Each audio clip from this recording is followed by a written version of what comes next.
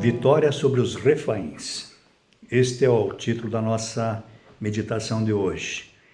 O texto base está em Deuteronômio, capítulo 3, de 1 a 3. E o texto diz assim: Depois voltamos e fomos na direção de Bazã, e Og, rei de Bazã, saiu ao nosso encontro, ele e todo o seu povo, para lutar contra nós em Edrei. Então o Senhor me disse a Moisés, não tenha medo, porque eu o entreguei nas suas mãos, ele, todo o seu povo e a terra dele. Você fará com ele como fez com Seom, rei dos amorreus, que habitava em Esbom. E o Senhor nosso Deus entregou em nossas mãos também Og, rei de Bazã, e todo o seu povo. Lutamos contra ele, até que não sobrasse ninguém. Vitória total. Vitória arrasadora. A altura média dos homens no Brasil está próximo de 1,73.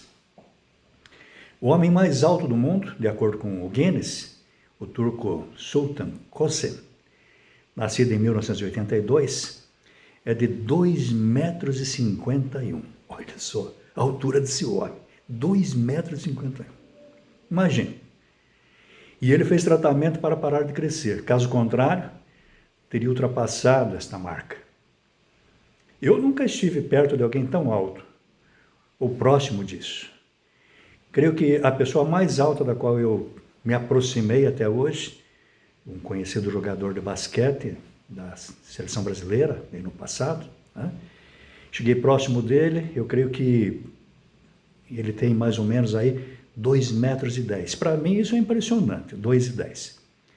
Posso garantir, contemplando aquele homem, dos meus apenas 1,77 m de altura, me senti bastante frágil diante daquele homem. Aos meus olhos ele parecia um verdadeiro gigante. Fico pensando como estava o coração dos pequenos soldados de Israel. Pequenos no sentido aqui de pessoas normais, falando em questão de altura, ao enfrentarem os gigantes da época deles. Entre eles o rei de Bazã, Og, além do povo que o acompanhava e defendia. Na continuação do texto que lemos hoje, o qual está no contexto da viagem de Israel para a Terra Prometida, naqueles 40 anos no deserto, temos a informação que Og era o último sobrevivente dos Refaíns.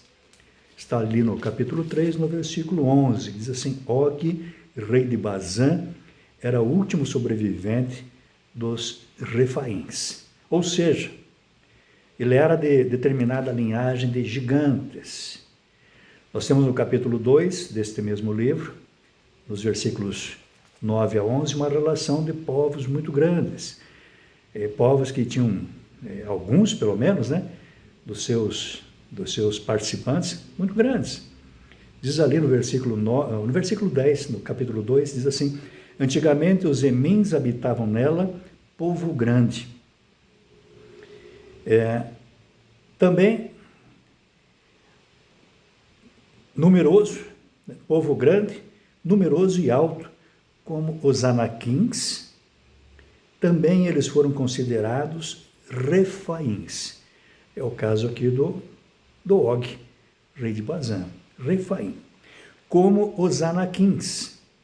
E os moabitas os chamavam de Emins. E ali no capítulo 2, mesmo capítulo 2, versículo 20 e também o versículo 21, diz assim: Também esta é considerada a terra dos Refaíns. Antigamente habitavam nela Refaíns, e os amonitas os chamavam de Zanzumim, povo grande, numeroso e alto como os Anaquins. O Senhor os destruiu diante dos amorreus. Estes os expulsaram dali e habitaram no lugar deles. Pessoas muito grandes, gigantes, aos olhos do povo normal, vamos dizer assim. Não sabemos exatamente qual era o tamanho de Og, o Refaim, Og, rei de Bazã. Mas podemos imaginar isso pela descrição do tamanho de sua cama. Fico um pouco na dúvida aqui se é a cama dele ou se é o caixão mortuário, né? É uma disputa a respeito do significado exato da palavra hebraica original. Mas seja a sua cama ou caixão, que na época do autor do escrito se encontrava em Rabá, atualmente cidade de Amã, capital da Jordânia, media cerca de 4 metros de comprimento e 1,80 m de largura. Dá para imaginar o tamanho do homem. Não foi por pouco que Deus precisou encorajar Moisés, mostrando que a briga não era com ele, com Moisés, mas com o próprio Senhor. E por isso ele animou Moisés, dizendo: não tenha medo, porque eu o entregarei nas suas mãos. Não quero, meus amigos, alegorizar o texto de maneira nenhuma, né? E acabar dizendo algo que o texto não diz. Mas desejo aplicar aqui os princípios que estão nele. Moisés e o povo que o acompanhava estavam literalmente diante de um gigante. Mas a briga não era entre eles e o último descendente dos Refaíns. Era uma questão entre o Deus Todo-Poderoso e um povo de quem ele não se agradava. Assim como diz o texto, Deus entregou o gigante e todo o seu povo nas mãos dos filhos de Israel, que alcançaram aqui uma vitória completa, arrasadora, como podemos perceber no texto. Assim podemos concluir esta palavra dizendo o seguinte: quando Deus promete vitórias e está com o seu povo que avança, não importam os obstáculos, pois eles serão ultrapassados. Como você vê em Mateus 16, 18, nada, absolutamente nada, poderá vencer a sua igreja.